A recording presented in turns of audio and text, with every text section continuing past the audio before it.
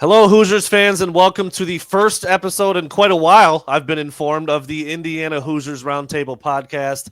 I guess I'm a new face here, guys. You guys can vouch for me if you want to, but I am Brandon Brown. I'm going to be helping these guys out moving forward. Super excited to be part of the team, and I'm joined today by Todd Golden and Jack Ankony. They're the experts. I'm going to lob up some questions for these guys. They're going to fill everybody in on all the information you need to know surrounding IU basketball and IU football that now has a bow on the season.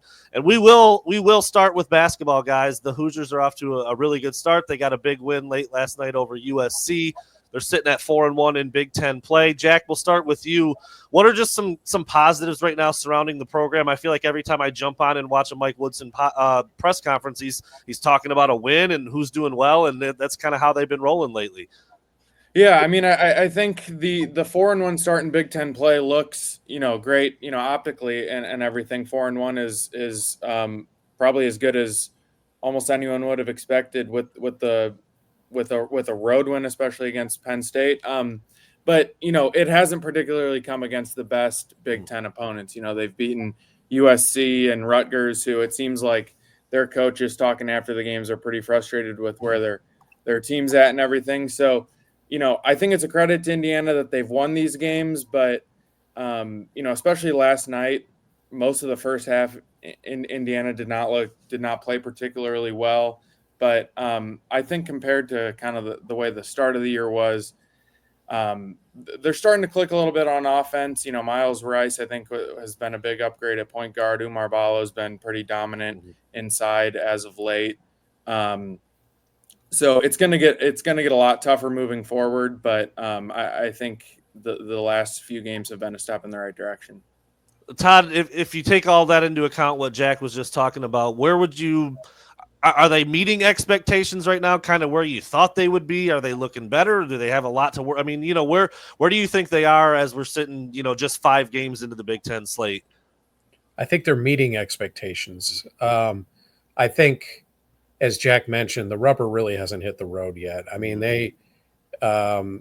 you can only play the teams in front of you, and so you don't want to criticize them for their 4-1 Big Ten start because they didn't draw up the schedule, but the schedule gets much tougher starting on Saturday when they go to Iowa.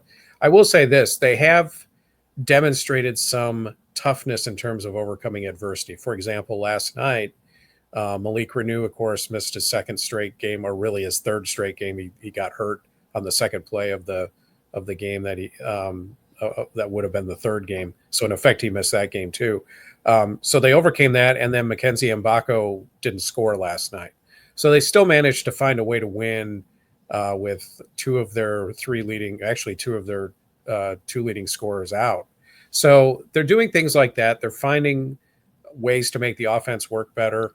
But, as Jack mentioned, there were stretches last night where they were uneven, and they will have a hard time overcoming those stretches against better teams. So I still think the jury is out. I don't think there's been any red flags necessarily that make you worried that they're going to, go into the tank, but they certainly need to play more consistent and better to realize the potential that people thought they had at the beginning of the season, which was as a Big Ten contender. So I think they're still off in terms of being a Big Ten title contender at this point, but they put themselves in a good spot. So that's really, at the end of the day, all you can ask. And then you'll see what you do against some of the better Big Ten teams.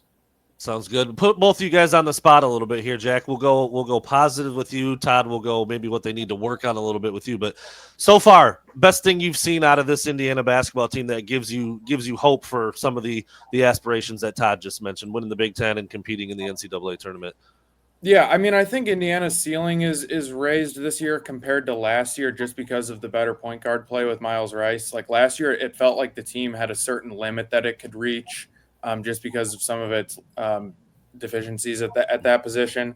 Rice has been kind of inconsistent. He's had some games where he hasn't shot it well or where he's turned it over a lot. I mean, even last night he had 3 pretty quick ones. But really in the second half, I thought he controlled that game alongside Trey Galloway. So I think the big positive is just that they have a guy like him who can create his own shot and create shots for others that they really didn't have last year, which you can still recognize some of the downfalls that Indiana has had this year. But I think with a guy like him, you can start to see kind of the potential that Indiana might be able to reach. And Todd, on the flip side, you mentioned an injury here or there. You mentioned some inconsistency. What gives you pause about this team that you might say, maybe not a Big Ten tournament winner type of team, or maybe an early exit in the tournament? We're a ways away from that. But what are you kind of seeing right now that you're like, this needs to be corrected and better moving forward? Well, certainly consistency is the biggest one. I mean, they have pretty wide variance in form from one game to the next, and it's from one player to the next. You really don't know necessarily what you're going to get in every game. That's a concern. I would say also that they need more out of their bench. That's been uneven. They tend to struggle a little bit with certain lineup combinations that are on the floor. The main thing, though, is that it's very rare that they are the assertive team in a game. Maybe the Penn State game the other day was one example of where they were. But they don't tend to take control of games in a way that suggests that they can control their fate in the Big Ten. And I think that's something that, it would be nice to see them. And that's part of that, I think, is not necessarily having a defined identity with this team. Mm-hmm. It would be nice to see that develop with the crew that they have on the floor right now. Because these lulls that they have in games, they can get away with against the likes of USC and Minnesota and teams like that. It's going to be tough when they play the Illinois of the world, the Michigan States, who are coming on the schedule. So I'd like to see them be more assertive in being who they are. And I don't know that we still know who they are yet. Now, lately, Omar Ballo has been pretty dominant, and they've been able to do better in terms of getting him going. But that's something that I think for them to be at the top of the Big Ten, they're going to have to do. Todd, you brought it up, so we'll stick with you here for just a second. You mentioned Malik Renew's injury. 6'9", 230-pounder, gives you 14 points and 6 boards a game. What's the latest on his injury? You said he's basically missed two to 3 games, I guess, at this point, getting injured in one and missing the last 2. What do we know right now, kind of moving forward with his timetable? Yeah, Indiana's been pretty vague about what his timetable is. Mike Woodson said the other day, I think after the Penn State game, that they weren't going to get him back anytime soon. By visual observation, he has a brace on his knee. Beyond that, they've been pretty hush-hush about what the actual detail of what the injury is. So, we'll see. I mean, I think the debate going on among Indiana's fan base is whether, this stretch of not having him has created better lineup combinations. I think some of that, there's some truth to it. I think some of it is a little bit overrated, but certainly Indiana has responded well to the injury, which is a good sign. And obviously Omar Ballo has been a big part of that. But as far as Malik is concerned, we'll see. It would be, it doesn't strike me that it didn't look like an injury that was serious when it occurred. He was able to get up. He's able to walk on it. So, but I'm no doctor, so I'd be speculating beyond that. But we'll see. I do think they've responded well without him, which is a good sign. Thank you, Dr. Golden. We'll move over to Jack real quick. Yeah. You see this in the NBA for sure. When a star goes out or a contributor goes out, a lot of times guys will just raise their level, and sometimes you don't miss a beat. And to Todd's point, it gives guys a chance to kind of settle in and know their role a little bit better, and you get different lineups, and it kind of changes the dynamic. It can be tougher in college when you have a big-time contributor and not everybody else is maybe on that same level. So how have they done without him? Who has stepped up? Who should continue to step up, and how big of a deal is it that he's out if it is for another 3 to 5 games or something like that? Yeah, I mean, I do think in the long term it is a pretty big deal. In the short term, they've been able to win without him, but it's been good to see Luke Goody step up. He's been starting with Renew out, and I think he's 10 for 15 from 3 in the last 3 games. So that's been a big boost for Indiana, and kind of overall without Renew, it's allowed Indiana to play a little bit smaller, get some more ball handlers and shooters on the floor. and kind of space out and give Umar Balo room to operate down low. But so I think in the short term, it's really been fine, and Indiana has adapted well. But I do question in the long term whether they can continue this without Renew, mainly because the schedule is getting more difficult, but also because Umar Bala, if you look historically, hasn't played. I think he's only been averaging, I think, like around 28 minutes per game in his career, and he's been playing in the mid 30s recently. So you question whether he can carry that load the whole season, and without Renew, your depth is shorter in the front court. And then two, I mean, Renew's a great player in his own right. Like people are, some people have said, "Oh, is Indiana better without Renew?" And it's hard to criticize the way they've played without him, but I do think they'll need him down the stretch, just as a guy who has, he's a junior in the Big Ten, multi-year starter. You could make a case that he's Indiana's best player, and so I do think in the long term they'll need him. Woodson will have to kind of try to figure out how it'll work with him and Balo, because I think the problem they run into is that Renew is, in my opinion, not really a center in terms of defense and rebounding, but he kind of plays more like a center than a power forward offensively. And when you play him with Balo doesn't shoot threes. He's not really a threat outside of 5 feet. So the fit has been wonky at times, but I think for Indiana to reach its ceiling, it needs Malik Renew back eventually. Well, with or without Renew, you guys have both mentioned the schedule coming up for the Hoosiers, and it does get tough. 5 of their next 7 on the road, starting with an away contest at Iowa on Saturday.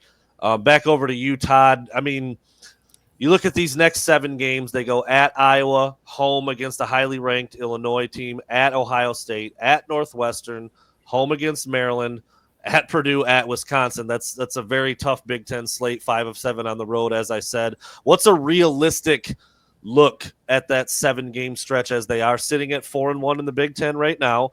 What should they be shooting for when you look at 7 games coming up and 5 of them are away from Bloomington? Well, you got to win your home games in there, and it starts with Illinois next week.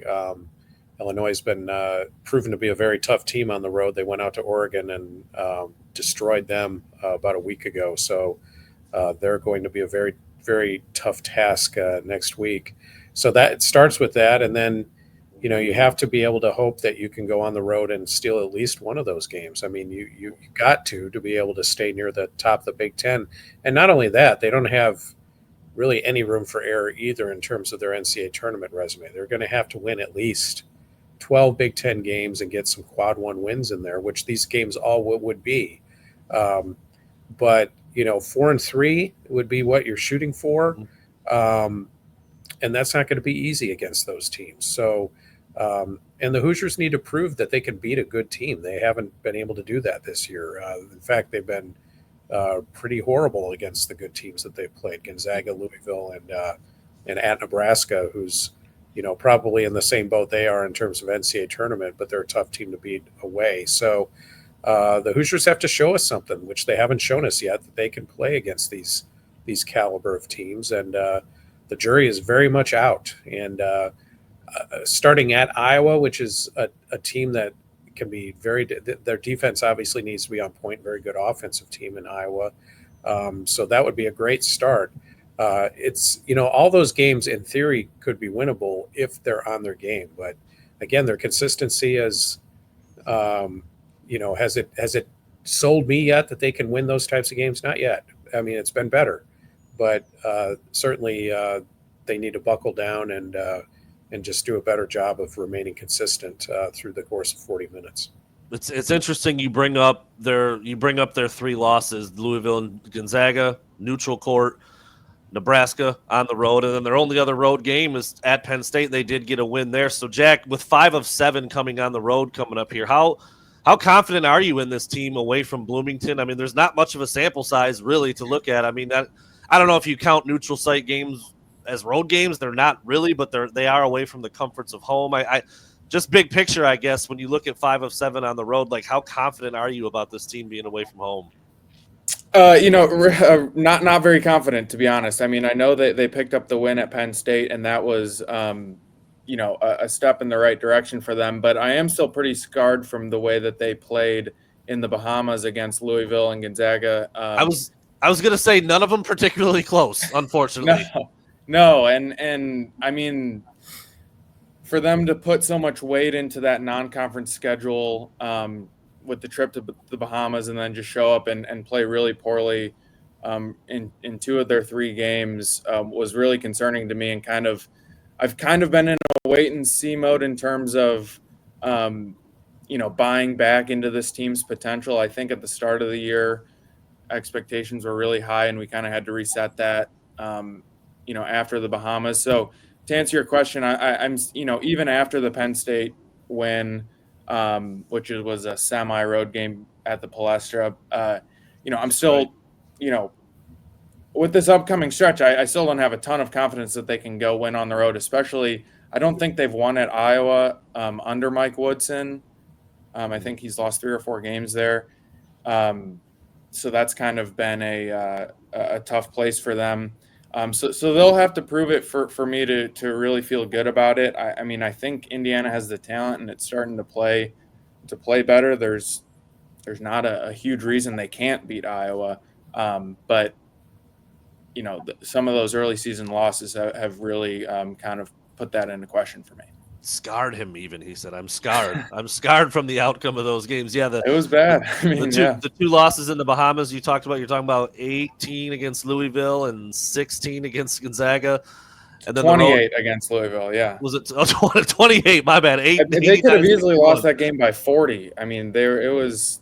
Yeah, 35, they were down by 38, I think. Wow. Yeah. And then 17, and then a 17-point loss at Nebraska. So, road's not been kind to the Hoosiers. No. They got a big one coming up against Iowa on Saturday, then at home against Illinois on Tuesday, and then at Ohio State next Friday for the next week of games. So, not an easy stretch coming up for the Hoosiers. Again, 5 of 7 away from Bloomington, and that'll be a really important stretch of the season as they kind of move into the back third of the Big Ten schedule. All right, we're going to put a little bow on basketball for now and talk about the football season that is now complete. Transfer portal stuff is going crazy, off-season stuff, all the postseason things, Indiana's exit from the playoff. I mean, all of those things I feel like should give people – something to look forward to moving forward. I know it's the best season in Indiana football history, and I guess we'll go to you, Todd. Just go wherever you want. Final thoughts on the 2024 football season for Indiana. Probably didn't play out how IU fans wanted it against Notre Dame, but I mean, you got to feel pretty good moving forward, right? Oh, yeah. I mean, it was the greatest season in Indiana football history. I mean, both in terms of factually in terms of wins, but spiritually in terms of, the fact that absolutely nobody expected the team to be that good. I mean, a lot of people, including Jack and I, had predicted them to have a winning season, which seemed radical enough before the season began. But to make the college football playoff, to contend for the Big Ten championship in a year where the Big Ten was really unbalanced, that says a lot. They were part of the reason it was unbalanced in terms of being able to beat everybody that they did. They won mostly in dominant fashion. The Michigan game was the only one that was close.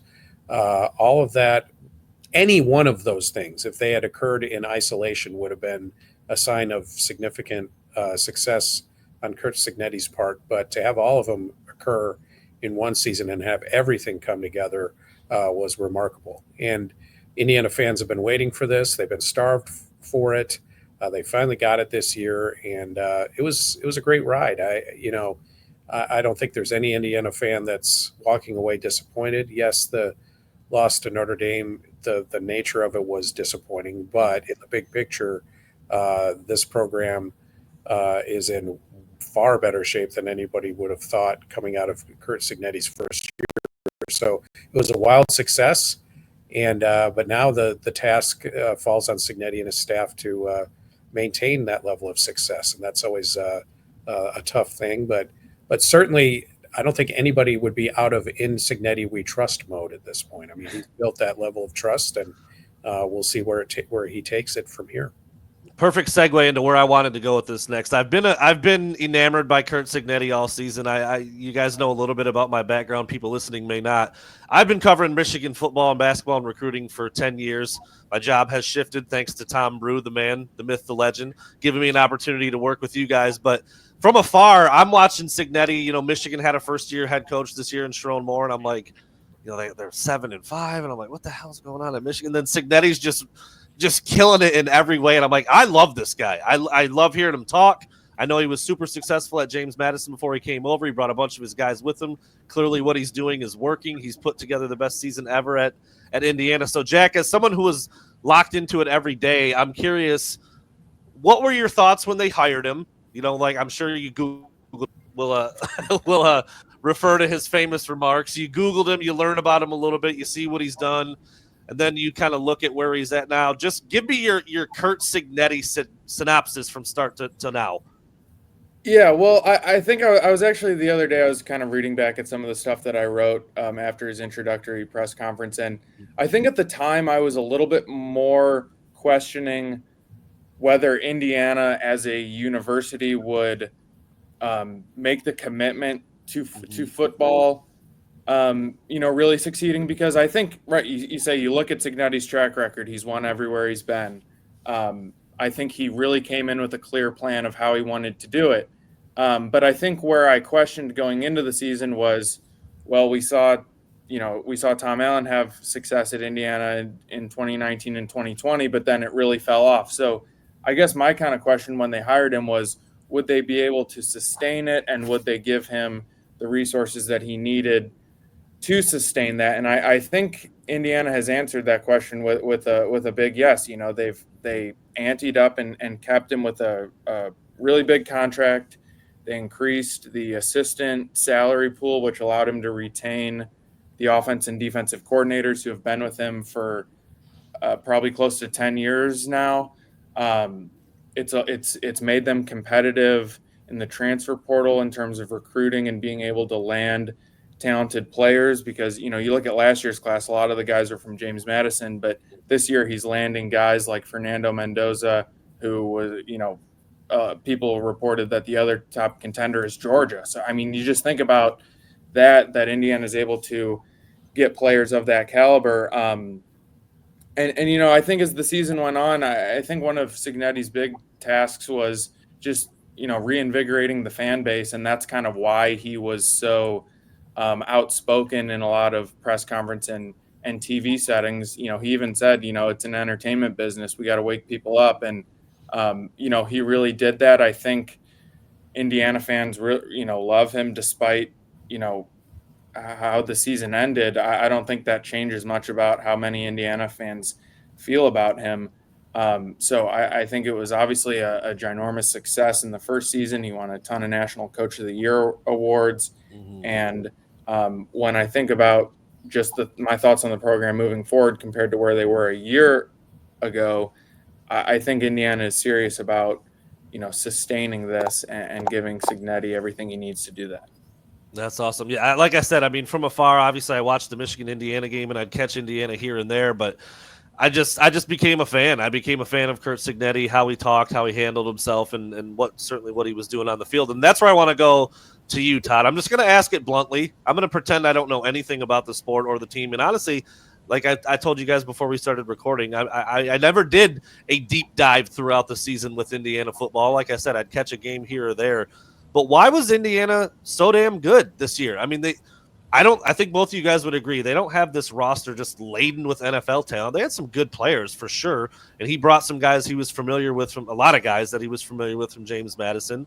It wasn't like they run some crazy scheme that nobody had ever seen before and just caught people by surprise. And I think we'd be remiss if we didn't sprinkle in a little bit about the schedule. I know that's what people wanted to point to all year. They only win them because they're not playing anybody good. But, like, Indiana wasn't winning those games in the past. So something changed. And, Todd, I want to know, why was Indiana football so good in 2024? Yeah, I think it starts with Cignetti's organization and his belief in what his principles are. He is probably more influential on the offensive side of the ball, which is what his background is. He has a certain principle in the way he wants to run his offense. He hires assistant coaches who believe in the same principles, and there's no ambiguity there in terms of what they're going to do. So their message in terms of being able to, impart it to the players is very clear, very specific in what they want to do, and that's a huge part of coaching is how you message to your players. And from the standpoint of the players, there was never any confusion about what the job that was supposed to be done that was going to be done. So I think it starts with that. I think the fact that he had a core of players that he could trust on both sides of the ball coming over from James Madison was a huge help. In effect, they're kind of the foundation, and then they kind of built around that foundation with players they inherited and players they got from elsewhere in the transfer portal. And they managed to, because their messaging is so specific and they're so confident in their messaging. It was the transition process, which is a lot of the questions that we had going into the season about how that would go, turned out to be seamless. So I think that's where it began. And then the fact that they were able to bring in talent to take advantage of the schemes that they were running, starting with quarterback Curtis Rourke. I mean, it was, they hit a home run in terms of getting him out of the portal, getting Justice Ellison and Tyson Lawton. Tyson, of course, did come over from JMU, but Justice Ellison was from Wake Forest. So they sprinkled in players here and there that worked really well. And then, as you mentioned, and Indiana fans don't always want to hear it, but it's true, they had a kind schedule to take advantage of. And, from the Big Ten schedule point of view, they were given the schedule they were given. And it certainly on paper going in didn't necessarily look like it was going to be kind when that schedule was created about a year ago. Turned out to be, but they took advantage of it. And, it's one thing to have, it's easy to say that you have an easy schedule, but you still have to take advantage of it. And not only did they do that, but they made it look easy. And so I think it all starts with that, but it really boils down to the fact that Cignetti believes in what he does, and he does a really good job of imparting what he does to the people who need to do it. And he's extremely prepared. I mean, he's a big film watcher, and he eats and breathes this stuff. So I think that's where it began. And a lot of coaches do that. I mean, but I've never seen a coach who just was as on point from day one to day now as Cignetti was, and that really is infectious in terms of the way the players respond to it. And I think that was the biggest deal this season. And speaking of those players, Jack, you got probably better foundational pieces, maybe more impact guys coming back on defense than on offense, and we'll get into the new additions after this. But when you look forward to next year, how does the roster look in terms of guys who felt the success this past year, have familiarity with Curt Cignetti, and will be back next year to kind of keep building on that and hopefully, duplicate what they did this past season? Yeah, I think it definitely starts on the defensive side, like you mentioned. Indiana got the big one was Mikhail Kamara coming back. I think people thought he was someone that really, he really wasn't on NFL draft radars at all going into the season, and really boosted his stock. Just if you look at some different mock drafts and things like that, I think there was a real possibility that he could have left, but he decided to come back. So that was massive. I think he's a candidate for Big Ten Defensive Player of the Year and things like that. Just if you look at if he's able to replicate what he did this past season. And then two other JMU guys, along with Kamara, Aiden Fisher at linebacker was Indiana's leading tackler. He's coming back. And D'Angelo Pons at cornerback. All three of those guys, Kamara, Fisher, Pons, were All-Americans by different publications. So I think that's you got one guy at each level of the defense coming back. That was a major contributor to Indiana's success last season. And then if you look on offense, Elijah Surratt was their leading receiver. He's coming back. Two offensive linemen, Carter Smith at left tackle. That's, a lot of people, a key position. Bray Lynch too. I think they got some things to figure out on the offensive line with some of the transfers they brought in. But, I think it was huge that some of the guys that maybe could have left decided to run it back and try to, build on what Indiana did this season. And Todd, if you look at the quarterback position, just so important, and you touched on Curtis Rourke and his fit and how it just seemed to be perfect. Like it just seemed to be meant to be with him and how he ran the offense, and Curt Cignetti and both of their contributions to the success. How big of a deal is that? He's gone. He's out of eligibility. And who's going to be QB1 moving forward? What's that picture look like for 2025? Yeah, well, Fernando Mendoza, who they recruited out of California, is the number one to be. I mean, he's was a starter for the Golden Bears last year, very successful. He was the one they targeted from the beginning, and they got him. So he'll be the man to beat in if to the degree that there is a race at quarterback. I don't know that there's going to be. So he's the guy, and it will be interesting to see if they can catch lightning in a bottle twice, because everything went right with Curtis Rourke, and it turned out Curtis Rourke had a knee injury during the season that wasn't publicly revealed until last week. So everything has to go right. We'll see. I mean, that's always, Curtis Rourke is the example of how well it can go. There's plenty of examples elsewhere on how, maybe it went okay, or maybe it didn't go as well. So, but he'll be here in the spring, and they'll have time to get him acclimated to the offense, and he'll be the one to get excited about as you go into next season. So, and like I said, in Cignetti we trust. So far he hasn't done anything that would suggest that there's no reason to trust that Mendoza can't be successful in his system. And last but not least, I mentioned the transfer portal. That this time of year, it's crazy. There's like literally thousands of dudes going into the transfer portal, and it seems like every year some team that's achieving at the highest level, like the best players didn't start there. And you can look at Indiana last year. I mean, especially with a coaching change and all the guys that Cignetti brought over, the transfer portal was huge for IU last year. And you mentioned, the projected QB1 looks like another guy who started somewhere else. So the portal is as important as it's ever been. Every team that's doing something has a big time player from another school. So what does that look like, Jack, for Indiana this year? Who have they lost? Who have they brought in? Who are some guys that are really going to be, new faces in Bloomington, but should make big plays on the field? Yeah, well, I think a big reason Indiana's offense was successful in 2024 was because it had so many weapons on offense. They kind of did a running back rotation. They had, 4 or 5 talented receivers, and they've kind of replicated that. They're going to lose a good amount of that receiving core and running back rotation, but they've added, Roman Hemby, I thought was a big addition from Maryland. Indiana's played against him, and he's had some big games against Indiana recently.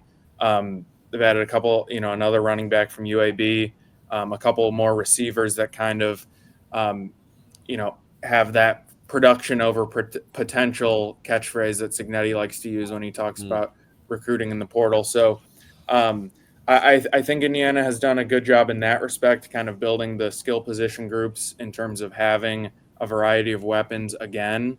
Obviously, they'll have to, mesh kind of like this year's Indiana team did. And then I think, on the defensive side of the ball, there's kind of some similarities. I think Indiana's defensive line, they had the top ranked run defense. I think a big reason why it was successful was because it could kind of rotate and it had so many different guys. And it seems like there could be a similar dynamic with that this year, returning Kamara and several other guys. And then they also added a transfer from Western Kentucky, Texas State, to kind of create that defensive line rotation again. They've added a few cornerbacks too to complement D'Angelo Pons. And then kind of an interesting wrinkle has been 2 guys that played on Tom Allen's Indiana teams that transferred out last year are actually coming back with Lewis Moore. He's a safety. I think he was Indiana's second leading tackler in 2023. He went to Ole Miss for a season. Now he's coming back. And then Khalil Benson, an offensive lineman. He was a multi-year starter under Allen, went to Colorado for a year. Now he's coming back. So, I think the portal's been a success so far for Indiana. There's probably still a few spots that they could round out in terms of depth, but I don't think there's many glaring needs. Maybe tight end, they could use a more of a pass catcher tight end type. But I think the big question is kind of just how these defensive line and offensive line transfers, can boost those parts of Indiana, because I think Indiana was successful in those areas for most of the season, and then once it started playing Ohio State, Notre Dame, Michigan, and you kind of get against that higher caliber and bigger athletes on the lines, that's kind of where Indiana struggled a little bit. But I think overall the portal's been, on paper, a success again for Indiana. Well, we'll finish with this, Todd, and get out of here. It's way too early. This is dumb, but I'm going to ask anyway. It's super early, but when you look at the schedule next year for Indiana, I see three. Like, circle those ones. It's a 3-game season, quote unquote, if you want to call it that. You got at Iowa late September, then you have a bye week, then you go at Oregon October 11th, and then you have at Penn State. There's no Michigan on the schedule, no Ohio State on the schedule. That's favorable. But when you look at the schedule as we sit here right now, and we're, not even through winter weightlifting stuff yet and away from spring ball. I mean, like I said, dumb question. Can they catch lightning bottle in again? Can they do that again? Looking at the schedule, thinking about the transfer quarterback, all the guys that Jack just named coming back, some leaving. Is it possible for Indiana to do in 2025 what they did in 2024? Well, like I've kind of repeated, in Cignetti we trust. So there's no reason to say they can't, because he hasn't proven that they can't. Are some of the elements that need to come together, will they be able to come together again in 2025? We'll see. I mean, one thing I think that was huge was how well the offensive line gelled last year. That was not expected. And, Jack mentioned some of the reasons why, it might be tough for them to be as good this year. And they're going to have some new personnel to get going on the offensive line. That's just one example, one of the things that needs to happen again. And can everything happen again? Well, odds are you'd say no, but then Cignetti did a great job pulling them together for the one season he's had. So right now I'd say, yeah, they're fighting for the Big Ten again. The Big Ten schedule is tougher next year. There's no question about it. Their non-conference schedule is frankly embarrassing again, which is good for Indiana in terms of bowl eligibility and things like that. Doesn't really befit a team that's fighting near the top of the league. And next year, if they're in a playoff position with that schedule again, they may take more criticism. I do think there was a little bit of a honeymoon period extended to them to some degree, in terms of just being an unexpected contender. They're not going to get that benefit next year. So, but, I have no reason to say they can't do it. I mean, I don't know, if we're going to speculate, I don't know what ground there would be to say that, no, they can't do it. So, because they did so much this past year. So, I would say, yeah, I mean, why shouldn't people expect that when they did it out of the blue once? So, Cignetti will have them prepared. And I do like some of the transfers they brought in. I do particularly like Roman Hemby from Maryland, the running back. People may recall he reeled off a 75-yard run against the Hoosiers last year, one of the very few long runs they gave up during the season at all. So he's capable, and they'll probably work the running back rotation again with him and Kalon Black and players like that. So there's plenty to be excited about, and plenty of players who proved themselves last year who are coming back, particularly on the defensive side of the ball. I think that defense is going to be nasty again. If you put a good defense on the field, you got a chance in any game. So yeah, sure. I think people should be optimistic. Almost certainly a 3-0 start. Old Dominion, Kennesaw State, Indiana State, and then at home against Illinois. Illinois is kind of one of those teams year to year. I'm like, what are they going to be? I'm not really sure how that one will look. But then if they get to 4-0, then the season really kind of starts. Week 5 going to Kinnick and taking on Iowa. So I'm interested from afar. Like I said, I've been a fan of Cignetti. I like how he conducts himself, and obviously Indiana was very good on the field, best they've ever been. So I'm excited to see what they look like from afar as I will be tuned in and locked into the Big Ten schedule, Big Ten season next year. So guys, I'm learning. Like I said, this is my first time with you on the Indiana Hoosiers Roundtable podcast, and I feel like we're gonna keep bringing you good content. So thanks everybody out there for listening. I'm Brandon. They are Jack and Todd, and we will see you guys next time. Thanks a lot. Thanks for listening, everybody. We appreciate it.